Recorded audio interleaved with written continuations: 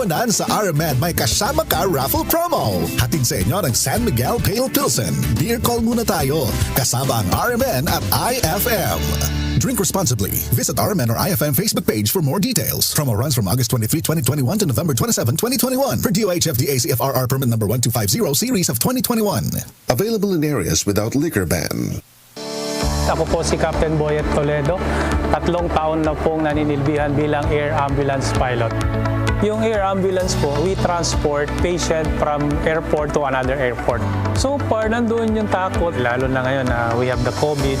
Kasi lalo na sa akin isang piloto, buong araw pag may flight ka, nasa cockpit ka nakaupo. Since 2018, kasama ko sa araw-araw yung MX3. Mahalagang paalala, ang MX3 capsule ay hindi gamot at hindi dapat gamitin panggamot sa anumang uri ng sakit. Lumipas at magbago ang panahon.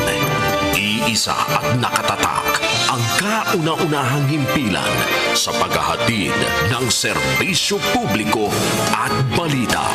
Ito ang Radio Mindanao Networks. Higit 6 na dekada sa paglilingkod sa masang Pilipino. Sa Metro Manila, ito ang DCXL 558 Radyo Trabaho, ang inyong gabay sa hanap buhay. Tunay na tunay from Mula sa DCXL 558 Studio, narito ang programang Basta Promdi Lodi. Maghahatid ng serbisyo publiko, mga story at balita ng bawat probinsya. Basta Promdi Lodi. Ang programang may tunay na malasakit at puso sa bawat probinsya. Kasama ang totoong probinsyano, Congressman Alfred de los Santos, at ang batikang mamamahayag sa radyo telebisyon, Ses Drilon. Basta Promdi Lodi. Basta Promdi Lodi. Basta Promdi Lodi. Isang mapagpalang Martes, Pilipinas. Sa ngalan ng tinig sa Kongreso at totoong Promdi na si Alfred de los Santos, kami po ang inyong mga tagapaghatid ng purong serbisyo publiko sa barangay man, lungsod o kanayunan.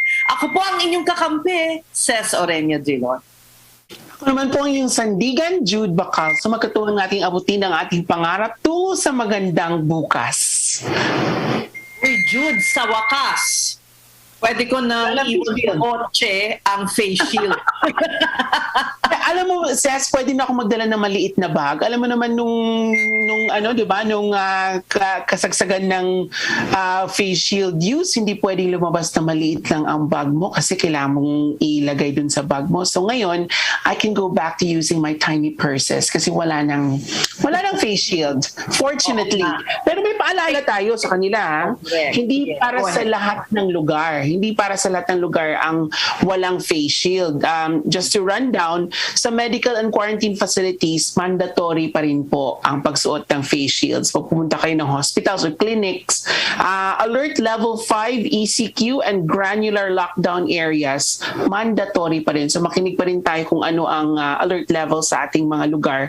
Alert level 4, discretion of LGUs and private establishments. Yun. So ibig sabihin nito, pag pupunta tayo sa mga malls, nasa sa kanila na kung alert level yung lugar, nasa sa kanila kung if they will require you a face shield or not. Pero etong good news kasi alam ko Maynila, are you alert level 2? Tama ba?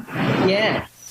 Alert level 2. Kami din dito sa Cebu, alert level 2, voluntary na lang. Alert level 3, 2, and 1, voluntary na lang ang face shield. Kasi naman, hindi mo pwedeng sabing wala siyang silbi talaga. It's an added layer of protection. So, voluntary at least. Well, that's debatable. You're right, but the fact that it was mandated whenever, noon na talagang across the board, medyo, well, debatable as I said.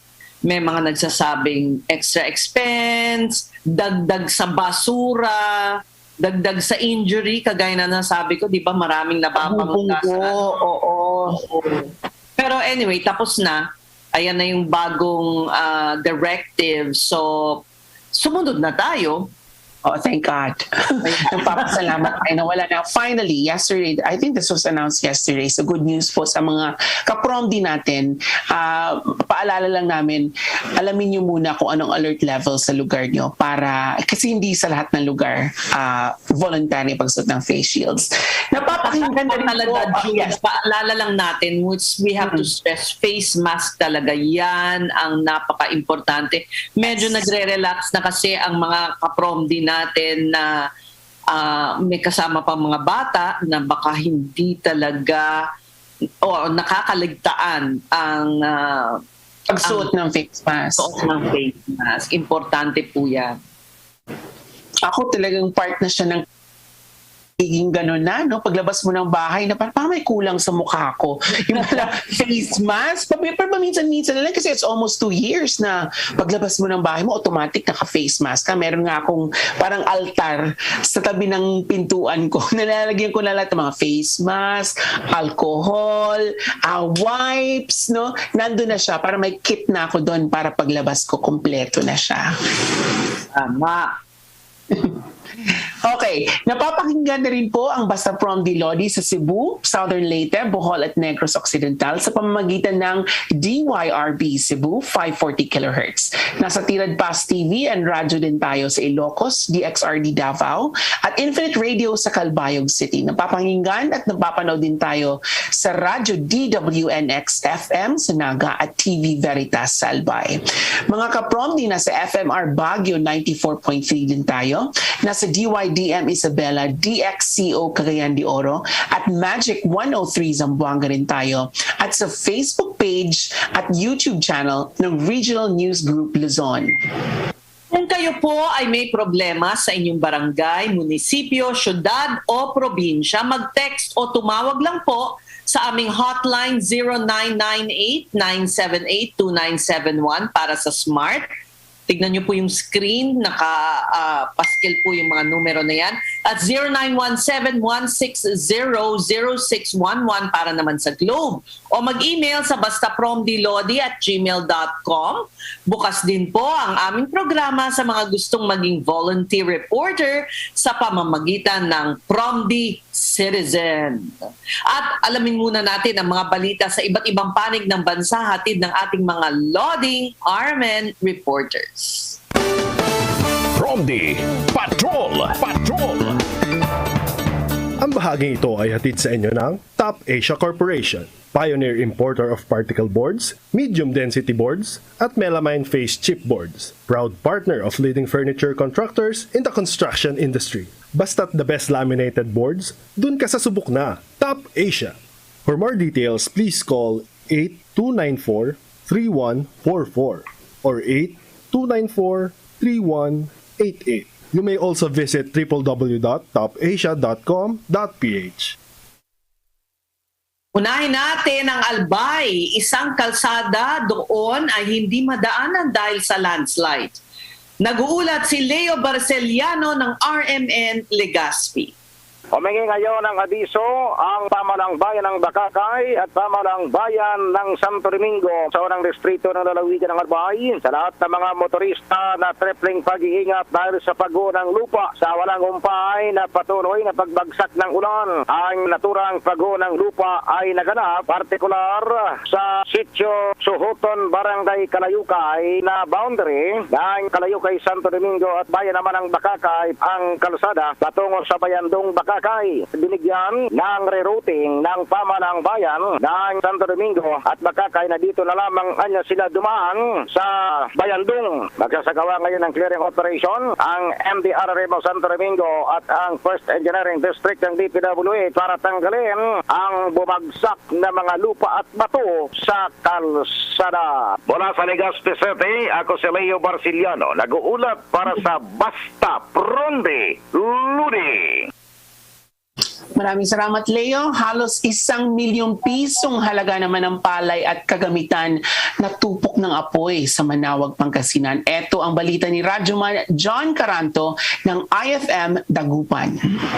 Labis-labis ngayon ang panlulumo ng isang 61 gulang na magsasaka matapos lamunin ng apoy ang nasa 935,000 pesos na halaga ng palay at mga kagamitan nito sa barangay Inamutan, bayan ng Manawag, Pangasinan. Ang mga ito ay pagmamay-ari ni Mario Garcia Concepcion na agad namang nagpasaklolo matapos mapansing nasusunog na ang bodega nito na kinaroroonan ng mga nasabing bagay. Agad namang rumisponde ang tauhan ng Manawag Fire Station para sa agarang pag-apula sa naturang insidente. Ayon sa report, napag-alamang mabilis na kumalat ang apoy dahil gawa lamang ang nasabing bodega sa light materials. Kasama sa mga natupok ng apoy ang 400 sako ng palay, traktora at iba pang gamit sa pagsasaka at isang motorsiklo. Samantala patuloy pa rin inaalam ng mga otoridad ang sanhi ng nangyaring sunog. Mula sa Dagupan City, ako si John Caranto nag-uulat para sa Basta Promdi, Lodi.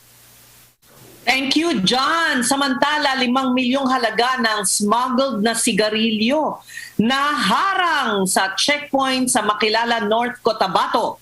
Narito ang ulat ni Radyoman Roy Holgado ng Cotabato IFM Cotabato. Naharang ng mga pulis ang milyong-milyong halaga ng smuggled na sigarilyo sa checkpoint ng PNP sa barangay Old Bulatucan, Makilala, North Cotabato. Nabatid mula sa report ng PNP na lulan ito ng isang forward 6-wheeler truck na mula sa Davao del Sur papuntang General Santos City. Ang mga nakumpiskang sigarilyo ay nagkakahalaga ng 5 milyon at walang kaukulang dokumento. Kasama ring nakuha ang isang kalibre 45 na may isang magazine at 5 bala. Nahuli naman ang mga suspek na sina Ray Arnold Etil Mariscal, Reno Kiao Mariscal, Romulo Calibo Soria, Pablito Agravante Elorcia at Glenn Torres Hudilla. Ang mga suspek ay nakakulong sa General Santos City at nakatakdang sampahan ng kaso sa korte. Mula sa Cotabato City, ako si Roy Holgado, nag-uulat sa Basta Promdi, Lodi. Samantala, tila inuulan ng corona ang Pilipinas. Homecoming ni Miss Intercontinental 2021 Cindy Obenita ay sinagawa sa Misamis Oriental. Ito ang balita ni Radyoman Joanna Ricote ng RMN Cagayan de Oro. Isang fairy tale homecoming ang isinagawa ng lokal na pamahalaan ng Misamis Oriental para sa hinirang na Miss Intercontinental 2021 na isinagawa sa bansang Egypt. Naghanda ng fairy tale homecoming ang probinsya ng Misamis Oriental ayon kay Miss Intercontinental 2021 Cinderella Faye Obeñata na pinayagan ito ng Miss Intercontinental Organization na manatili sa bansang Pilipinas para magampanan ang kanyang trabaho bilang isang empleyado ng provincial capital. Si Cinderella Faye Obeñata ang kinoronahan bilang Miss Intercontinental 2021 noong October 30 na isinagawa sa bansang Egypt kung saan tinalo nito ang 70 mga kandidata. Mula sa Cagayan de Oro City, ako si Joanna Ricote nag-uulat para sa Basta Promdi, Lodi. Thank you, Joanna. Naku, talagang from the real pageant to the vaccination site, pageant. Talagang may corona. Usong corona.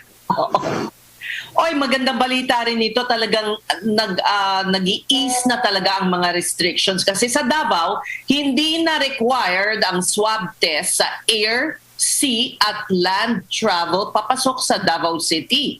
Narito ang ulat ni Renz Barbarona ng RMN Davao.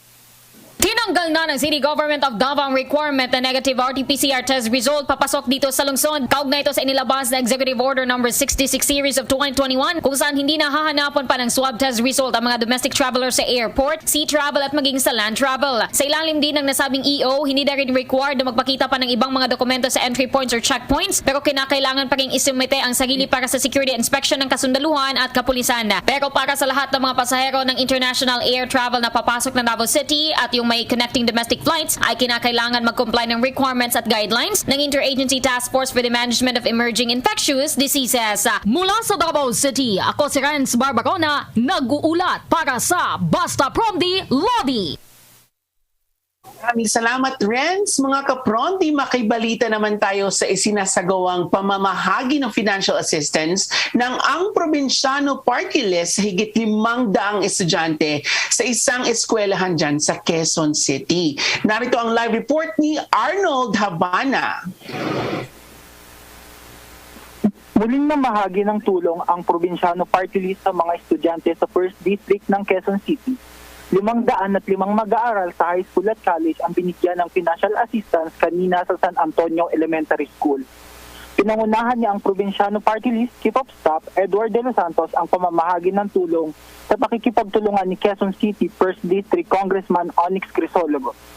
Isa ang solo parent na si Marivic Rollion sa mga nabigyan ng financial assistance. Labis ang pasasalamat niya dahil kahit paano ay makakatulong ito sa pag-aaral ng kanyang anak.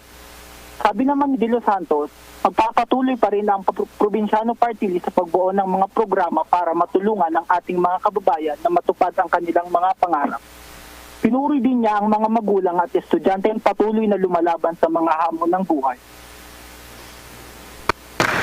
Bilib na bilib kami sa inyong lahat, sa mga magulang at sa mga mag-aaral na patuloy na lumalaban upang mapagpatuloy lang ang inyong pag-aaral.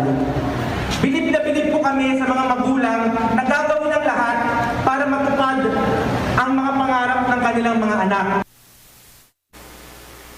Ma'am Ses, bukod dito sa Quezon City, tuloy-tuloy po ang pamimigay ng tulong na ang probinsyano party list sa ibang bahagi ng bansa. Tulad na lamang ng Bicol, Cebu, Bohol at marami pang iba. Arnold Habana, nag-uulat, basta Promdi, Lodi. Ayan, thank you Arnold sa iyong ulat. Talagang sinusuyod ng ang probinsyano party list ang iba't ibang sulok ng Pilipinas, ano? In fact, darating nga sila sa Cebu ng 30th. Magkikita kami. Oo nga, daya. Hindi ako kasali. Nasa ano ka niyan? Saan ka ba? Surigao? Hindi ko pumunta ka Siargao. Hindi, di ba bala ko pumuntang Bacolod pero naunsyame eh. Kasi ay tama, alam mo ba, mahirap ngayon kumuha ng ticket. Dahil hindi naman pinupuno ang buong eroplano, hindi ba? Tapos limited ang flights. Kaya, yon, naubusan ako ng ticket. Yon. Pero sa susunod, haya mo. O hindi naman dapat na tayo rin nagmamadaling maglamierda. Kasi ang probinsyano party list, meron silang pakay na talagang magbigay ng educational assistance. Mahalaga yun. Ayun, alam mo ba, Jude? Nako, mahirap to eh. Ano ba ang gusto mong unahin? Kung ikaw ay bibigyan ng balita, good news ba muna o bad news? I'm the type of person na unahin mo yung bad news. Ako din. O, sige. Eto na. Unahin mo yung bad news. Oo nga, correct. Sige. Eto na nga ang bad news dahil yan ang gusto mong unahin ko, di ba? Presyo ng baboy nagbabantang tumaas ngayong papalapit na ang holiday season. Wala kasi yun sa listahan ng kumbaga parang price freeze ng DTI. Well, meron hamon pero yung baboy talaga na fresh pork nagbabadyang tumaas. O anong good news? Bad news talaga yan sa amin dito, lalo na sa Cebu kasi alam mo, pork eating town kami, di ba? Lahat ng mga specialty namin, chicharon, baboy, lechon, baboy. O para naman makahinga tayo mga kapromdi galing sa bad news na inuna namin, ito naman ang aking good news. Ilang kumpanya ng langis nag-rollback ngayong araw. Naku, good news na good news yon. Ang detalye ng good at bad news na yan, abangan ninyo sa pagbabalik ng Basta Promdi Lodi. Tunay na tunay, Promdi. Ang programang may tunay na malasakit at puso sa bawat probinsya. Basta Promdi Lodi! Sugar, creamer, coffee. Sugar, creamer, coffee. Bored at home? Counting 3 in 1s. Count 3 sets of Warrior 3 pose. 8, 9, 10. Maintain your yoga fitness even while on lockdown. Feel the surge at home. Work out with our celebrity coaches and join your favorite classes like yoga, high-intensity interval training, Zumba, and more. For more information, check out our Facebook page, Surge Lifestyle PH. I feel the surge at home. Malayo na rin ang ating narating sa pagpapagaling ng bayan. Huwag natin hayaang masayang ituloy ang laban. Tapang at malasakit, malalapitan kahit anong oras man. Kami inyong maaasahan, tapang at malasakit sa amin kayo kumapit, si Bongo at ang Pangulo. Kami ni Pangulong Duterte, patuloy po kaming magsiservisyo sa inyo. Dahil para po sa amin, ang serbisyo po sa tao ay serbisyo sa Diyos. Ating itutuloy ang pagbabago. Basta from Lodi, ang probinsyano, ang probinsyano, ang probinsyano party list. Probinsyano'y boses mo. From di para sa tao. Marami siyang tinutulungan, handa kang ipaglaban, wala siyang uurungan, tunay na kaibigan. Ang probinsyano, yan ang boses ng Pilipino. Ang probinsyano ay lagot. Basta from Lodi, ang probinsyano, ang probinsyano, ang probinsyano party list. Basta from Lodi, ang probinsyano, ang probinsyano, ang probinsyano party list.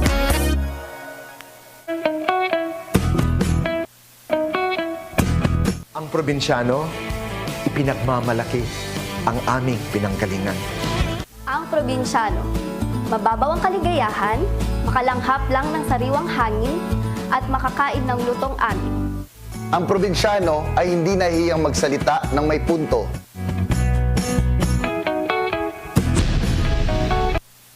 Ang bahaging ito ay hatid sa inyo ng Alphard Primecon Construction. Hanap po ba ay dekalidad na pabahay, kalsada o anumang infrastruktura? Sa Alphard, siguradong dekalidad ang kagamitan at serbisyo. Alphard Primecon Construction. Kaagapay sa dekalidad na pag-asenso. Atin to!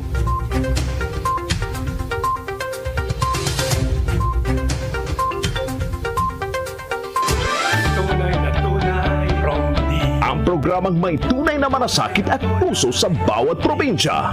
Basta Prondi Lodi!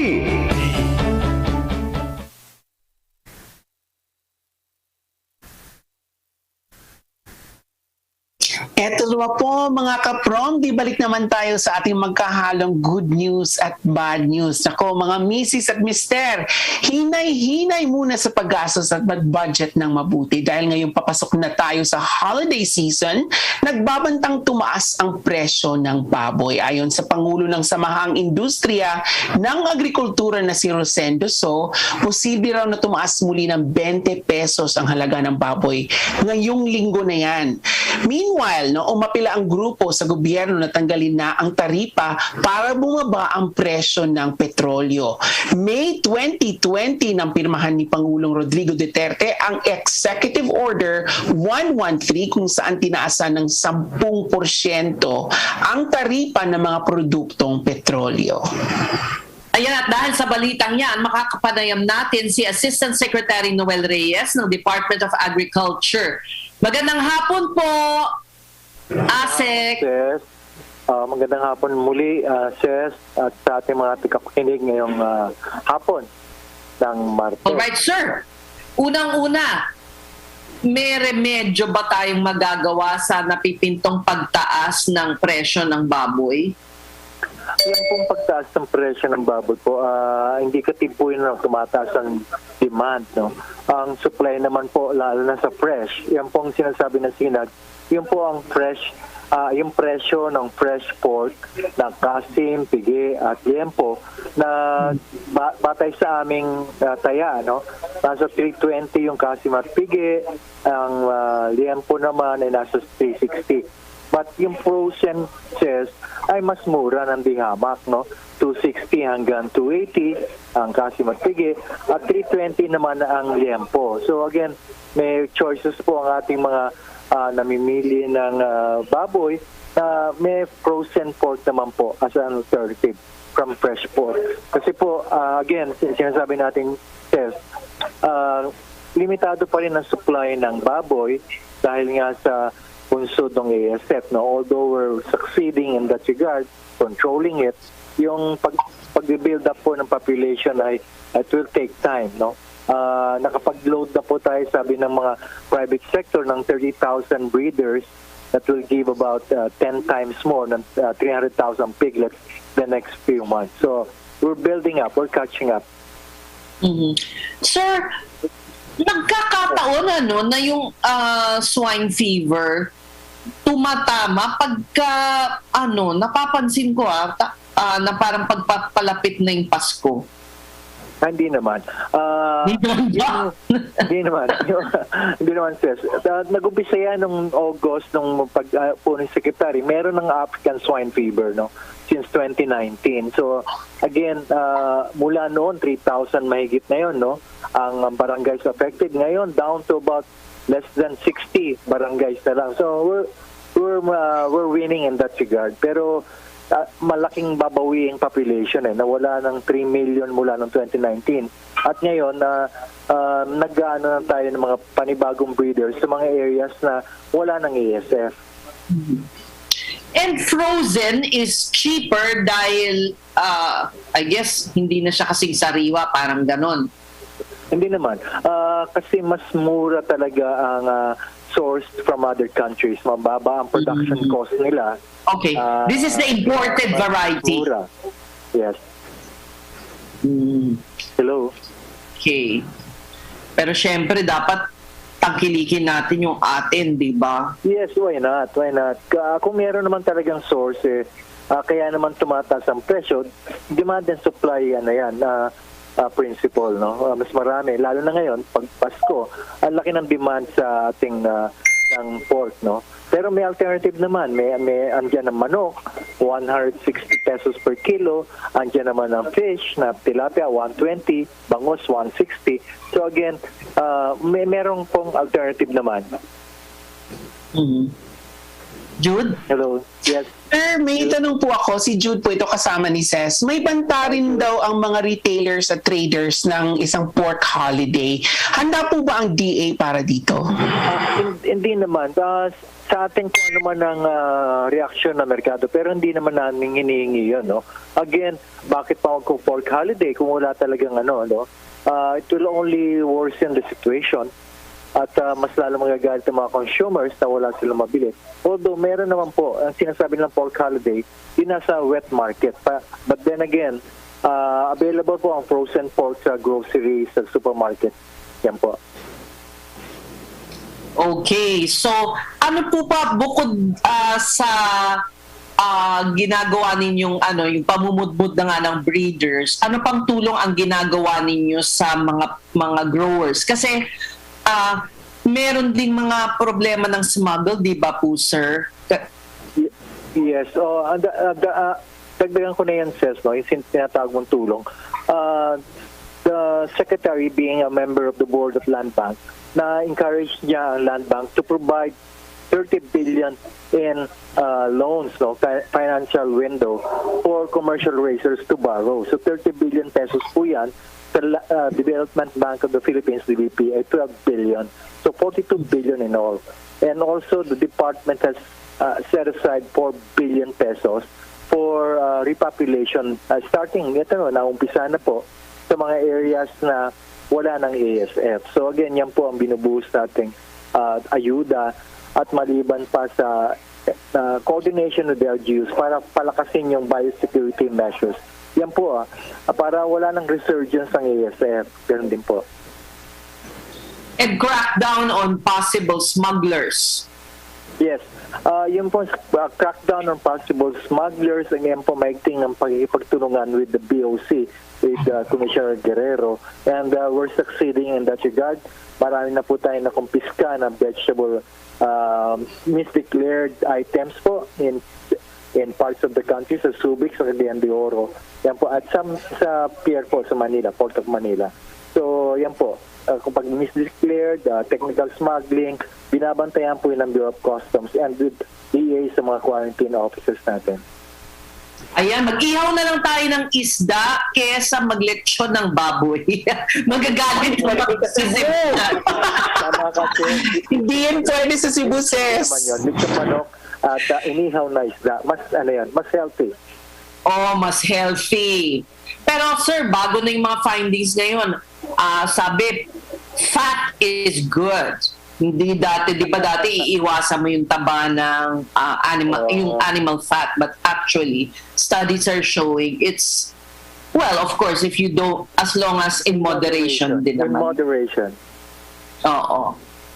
Ayan, thank you so much, Asek Noel Reyes, sa inyong mga ibinalita sa amin. Marami pong salamat. Yes, nandito kami ngayon sa Tantangan, South Cotabato. Ay, talaga? We're having an event here where we will distribute 5,000 pesos worth of ayuda, unconditional cash to rice farmers filling 2 hectares and below. Yan po ang binigay ng rice tarification law at all over the country we'll be distributing 7.6 billion pesos to about 1.6 million farmers nationwide. So andito po kami ngayon for this leg dito sa Soxalgen area, specifically sa South Cotabato.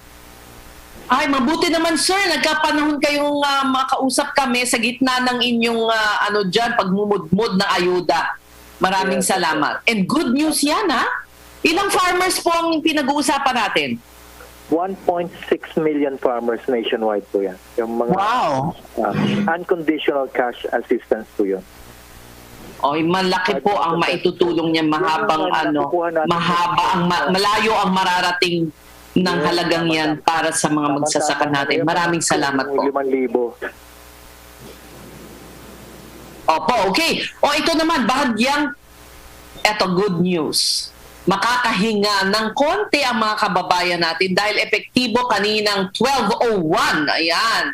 Mainit-init pa talaga. Nag-rollback ang Caltex sa kanilang platinum at silver ng 90 centavos kada litro habang 10 sentimos kada litro naman ang ibinaba ng kerosene.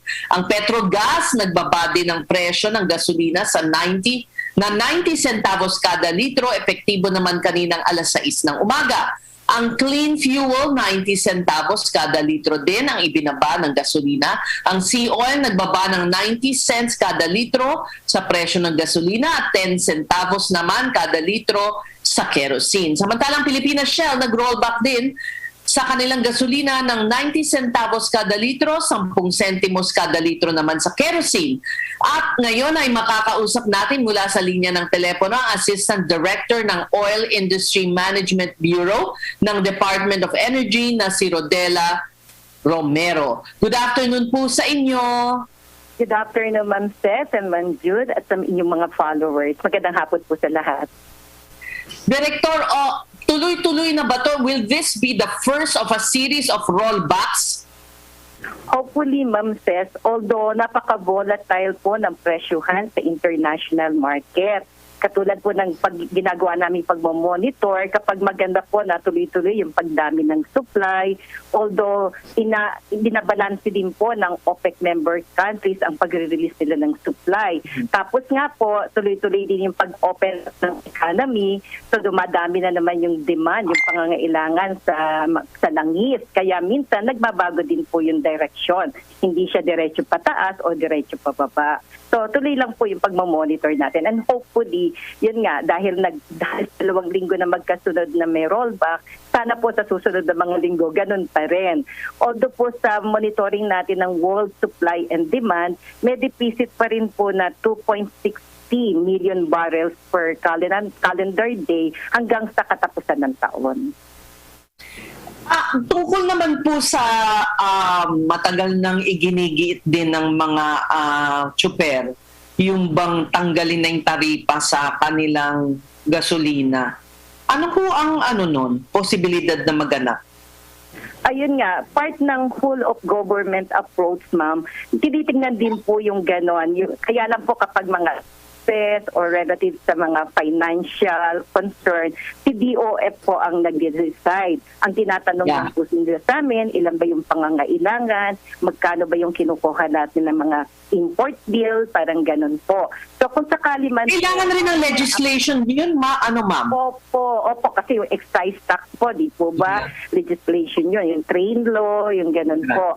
So kakailanganin po yun. But sa ngayon po, nakikipag-work po kami with the LTFRB para po may pantulog din po tayo sa ating mga kapatid sa transport sector. Yung tinatawag po nilang Pantawid Pasada Program. O yun na nga po kanina lang kakausap namin kay ASEC sa agriculture, nagbibigay ng ayuda sa magsasaka. Yan ang daing ng mga tsuper po Walang nakarating sa kanila na supposedly naipangako ng DSWD, yung talagang para sa mga tsuper. Yung po sa LTFRB, alam ko po, ang talagang beneficiary na may record po yung ating LTFRB tsaka LTO, yung mga operators po yun. So dapat po yung mga operators, kung ilan po yung lumalabas na mga drivers nila, kasi yun po, tulong po talaga sa drivers para po maibsan man lang yung sunod-sunod na pagtaas ng presyo. Tapos nabanggit niyo po na kanina kausap nga po yung taga Department of Agriculture. So prior po dun po, nakipagtulungan din po kami sa DA. Meron po tayong assistance din na i-provide noon sa mga farmers and then sa fishermen po. We work also particularly dito sa mga fishermen na pumupunta sa West Philippine Sea. Humihingi po kami ng assistance sa ating mga oil companies na baka pwedeng i-extend po yung mga discount na binibigay sa public utility vehicles na mga jeepneys sa mga ganitong klaseng sektor. Yung po sa fisherman at saka fisher folk.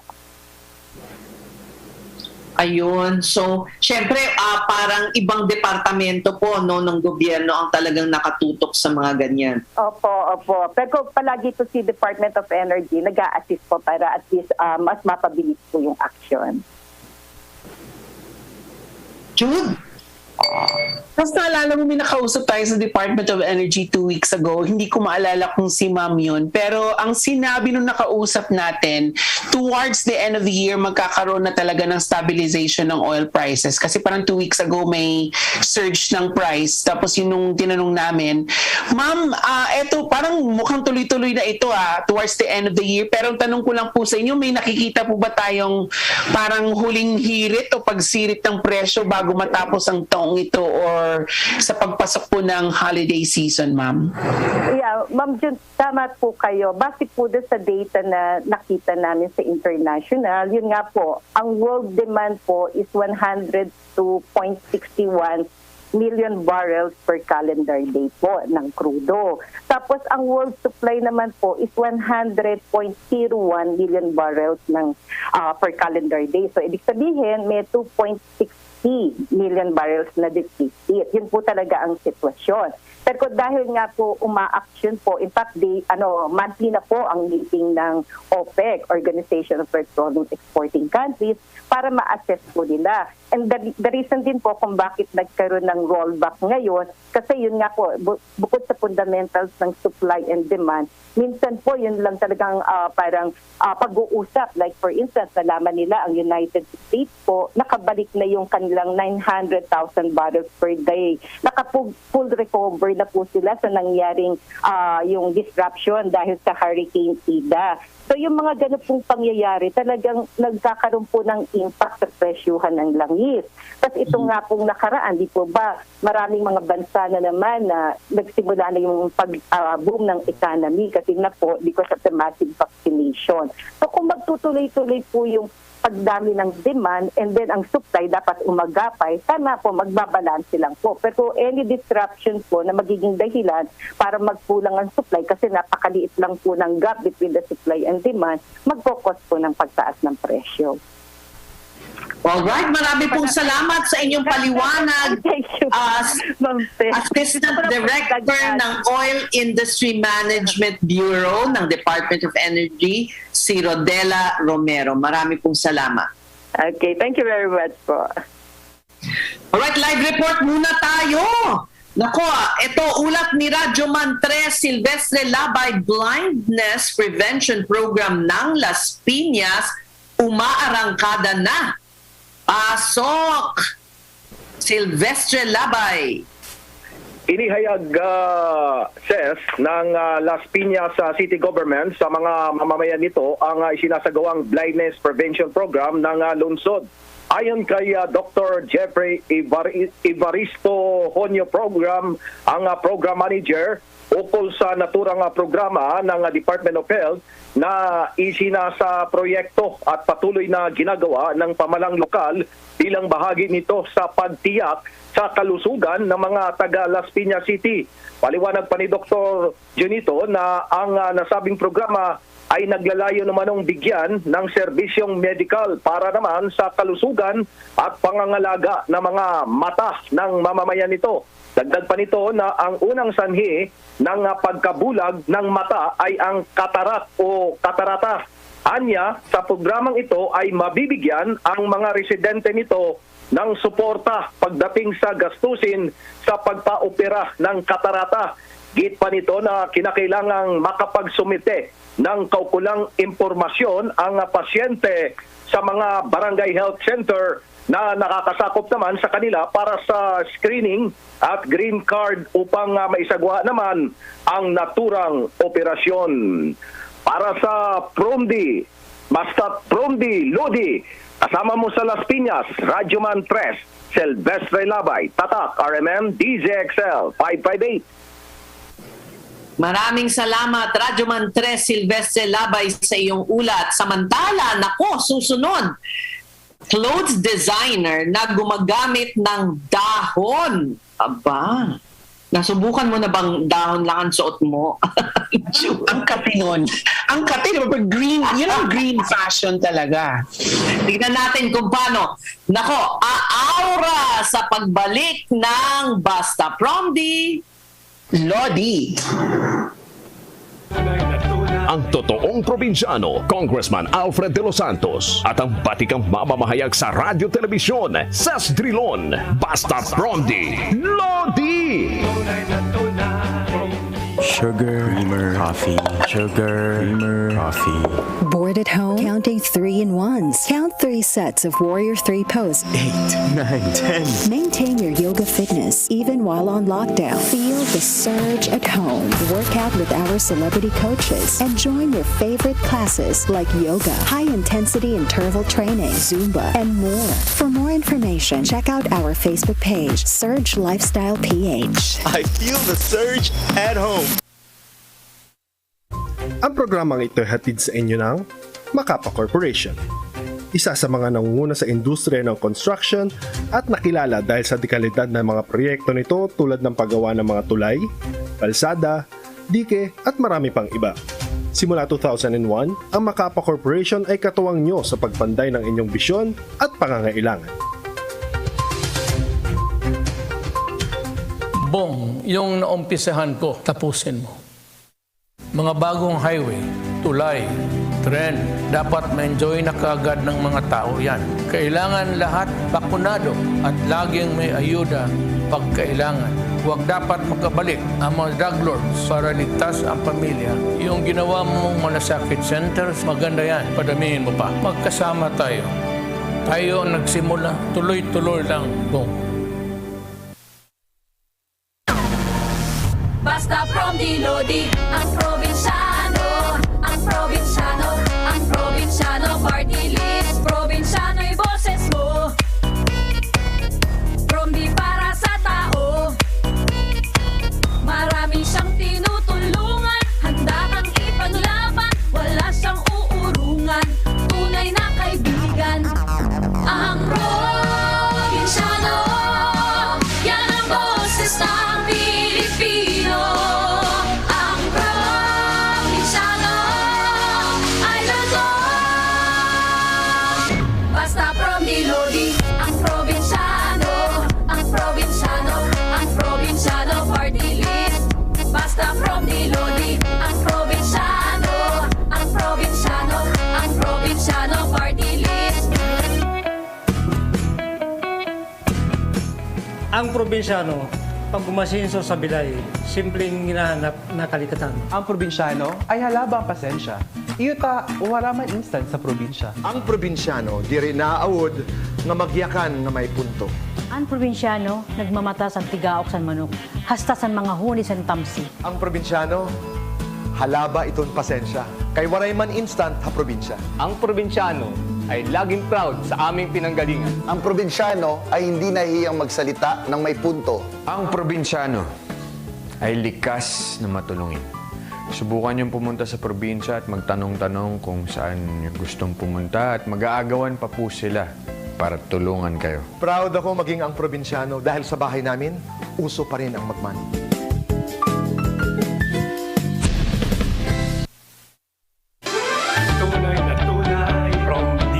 Narito na ang programang aabangan, susubaybayan ng mga probinsyano. Basta Promdi, Lodi! Ang programang hitik sa serbisyo publiko at mga storya at balita sa bawat probinsya. Basta Promdi, Lodi! Kasama ang totoong probinsyano, Congressman Alfred de los Santos at ang batikang mamamahayag sa radyo telebisyon, Ses Drilon.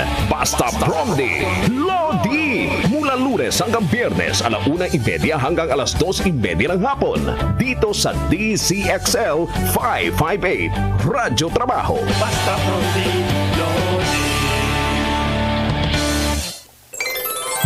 Sa serbisyo publiko, maaasahan mo. Sa lahat ng ating pinagdaanan, sa panahon ng pandemya at kalamidad, tayo ay kumapit pa rin sa isa't isa at buong tiwala ninyong ipinakita ang inyong suporta sa serbisyo at paglilingkod namin sa paghahatid ng tamang balita at impormasyon, tulong na galing sa aming puso. Kaya naman, sa latest survey ng Kantar at Nielsen, nangunguna ang mga himpilan ng RMN sa buong bansa.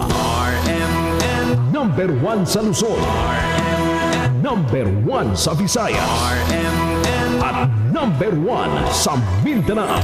Radyo ng buong Pilipinas. Buong karangalan ng mga radyoman ng RMN Networks ang maglilingkod sa inyo. RMN Number 1, Number 1 RMN Networks. 69 na taong kasama mo. Radyo mo nationwide. Tunay na tunay, Promdi. Ang programang may tunay na malasakit at puso sa bawat probinsya. Basta Promdi, Lodi! Alright, nagbabalik ang Basta Promdi, Lodi. Excited na akong ma-meet ang ating idol na Lodi. Pero, live report muna tayo. Ilang mga Facebook page na inireklamo sa NBI dahil sa umano'y malisyosong post. Narito ang ulat ng Radyoman 9 na si DK Zarate. Ayan, pasok Radyoman 9. Kasong cyber libel at child abuse o paglabag sa Republic Act 7610 ang isinimpang reklamo ng negosyanteng si Rose Nonolin sa National Bureau of Investigation kasama ng kanyang abogado na magtungo sa NBI Anti-Crime Cyber Division si Lin para ireklamo ang ilang tinukoy na mga Facebook page.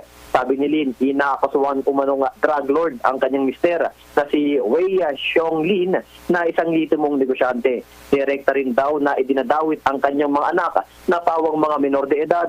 Malinaw aniya ito na ginagamit ang gantong uri ng mga post para sirain ang kanyang pangalan habang papalapit ang eleksyon. Sa ilalim ng RA 10175 o Cybercrime Prevention Act of 2012, maaaring mapatawan ng pagkakulong ng 6 hanggang 10 taon ang sinuman maninira sa kapwa sa social media. Kasama mo sa lungsod ng Quezon, Radyoman 9, DK Strati Totok Armen, DCXL 558. Maraming salamat, Radyoman 9. Ayan, dapat talaga, Ingat na tayo. Ayan hindi ba? Yung mga nagpo-post ng ganyan sa Facebook na nakakasira sa reputasyon ng mga tao. Pero ako hindi ako nang-aaway talaga sa Facebook, Ses. Didiretsahin kita. Diba? Haharapin kita. Ba't ko pa ipapadaan sa Facebook? O eto na, ang hinihintay ng mga kapromdi natin, siya naman ay pang-8 sa 9 na magkakapatid, ang ating Lodi designer. Magsasaka at paggawa ng wine ang hanap buhay ng kanyang ama. Mahirap man ang buhay pero nagsusumikap siya sa pag-aaral sa kolehiyo. Siya ngayon ay 2nd year sa kursong AB Education, major in mathematics. Wow. Wow, major in mathematics, ha? Wag ka. Pero hindi maitatanggi ang kanyang pagkahilig ng pagdedesign ng damit at ito ang nagsisilbing pang-alis lumbay sa hirap ng buhay, pambigay saya.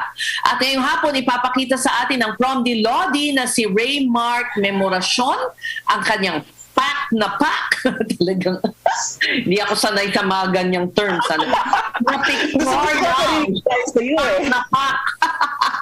Gamit ang kanyang sariling likhang damit. O sige, Mark, aura na!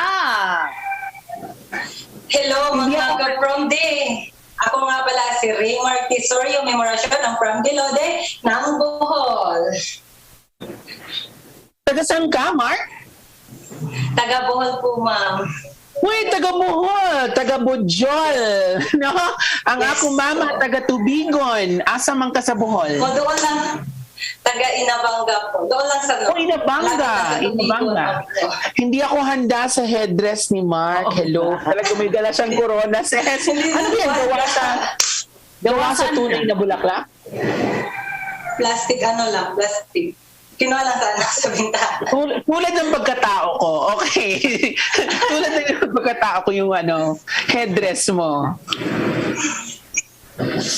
Pakita mo sa amin, may handa bang ang file mo ng iyong mga pictorial ng mga disenyo mo. Ayan. Okay. Sige. Mark, nag-viral ka na ba sa mga pinanggagawa mo yan? One time na-featured na ako sa TV. Okay. Pwede lang ibanggit. Oo naman. Saan? Oh, sure. Na-featured pa ako sa Balitang Bisdak last year. Okay. Sa regional network namin yan dito. Okay. Pero paano ba ito sariwa yung dahon na suot-suot mo? Sariwa? Yes po. Bagong kuha sa sariwa po. Anahaw ba yan? Paano yan? Paano yung kate, Mark? Paano Tinitiis. Tiis ganda. Tiis ganda po. Tiis ganda. After ng shoot, maliligo. So pang shoot lang ba? Hindi yan pwedeng suotin dapat hanapan mo ng paraan na yan ay maggamit. Hindi lang talaga dyan sa mga pictorial lamang, pero yun talagang magagamit mo. Itong mga ginagawa mo, Mark, syempre hindi naman nasusuot to sa totoong buhay. No? Maganda lang siya sa mga photographs. Pero gumagawa ka rin ba ng mga damit for mga pageant or para sa mga... Do you actually make clothes? Gumagawa ka pa talaga ng damit? Hoping for that. Sana soon makagawa ko for pageant.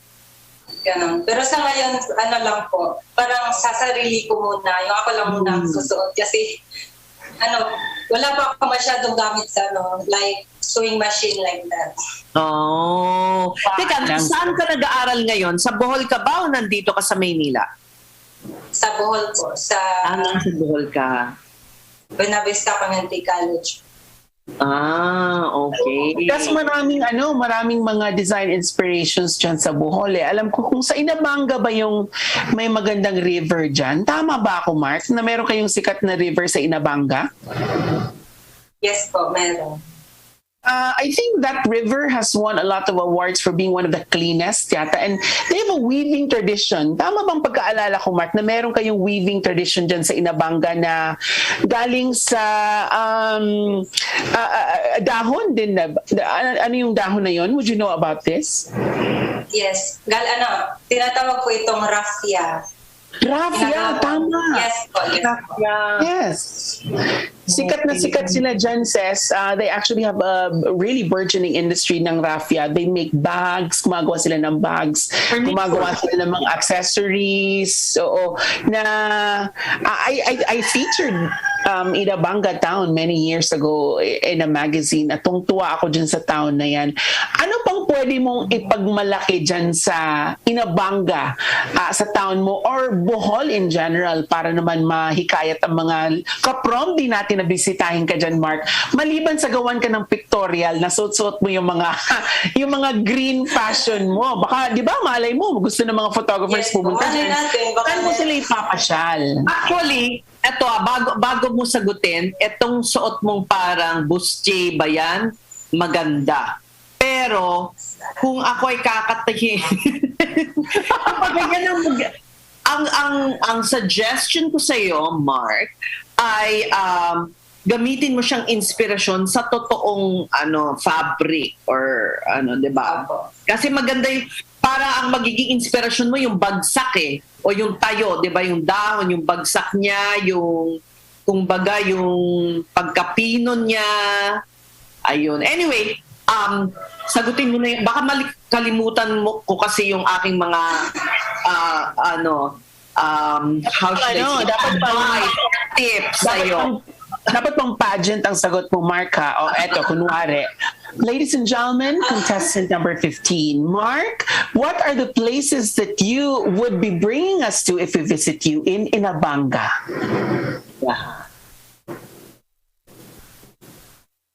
Naku, akala ko nag-freeze. Thank you for wonderful.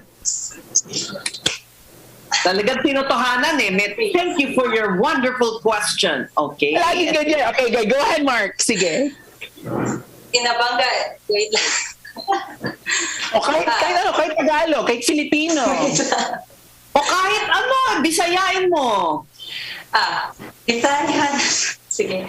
Okay, kasama mo mga problema, Bisaya na lang. Bisaya.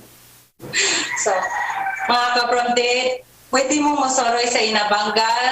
We can offer lots of places nice to visit, like a mountain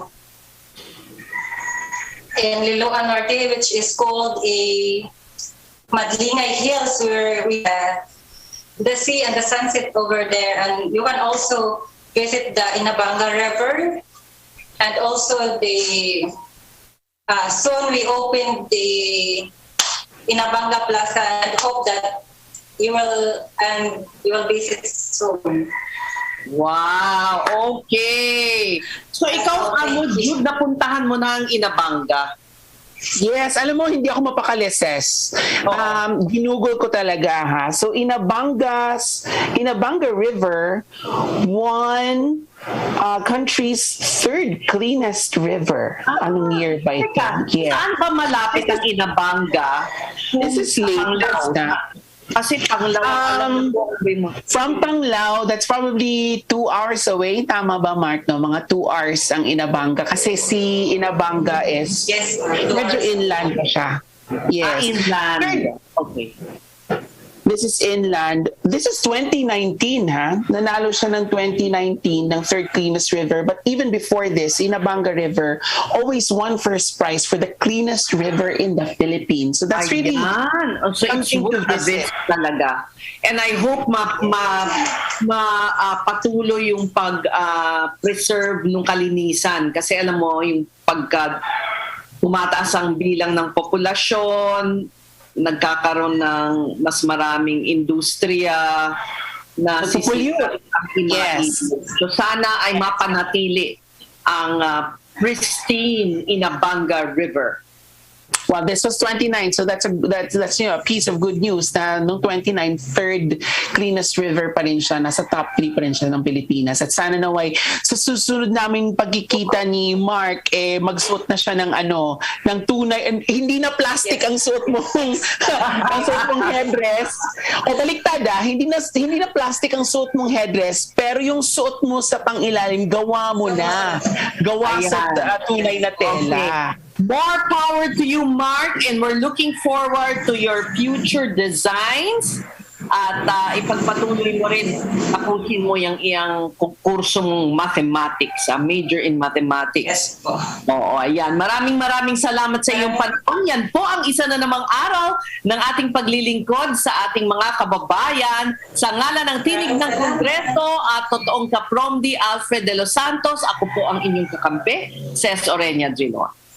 Ako naman po ang inyong sandigan, Jude Bacal. So magkatuwang po nating abutin ang magandang bukas, isang mapagpalang araw po sa inyong lahat.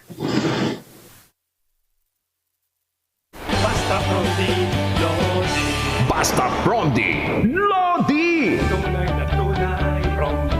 Abangan ang susunod na talakayan sa programang tunay na may malasakit at puso sa mga probinsyano. Kasamang totoong probinsyano, Congressman Alfred de los Santos at ang batikang mamamahayag sa radyo-telebisyon, Ses Drilon, dito sa DCXL 558. Radyo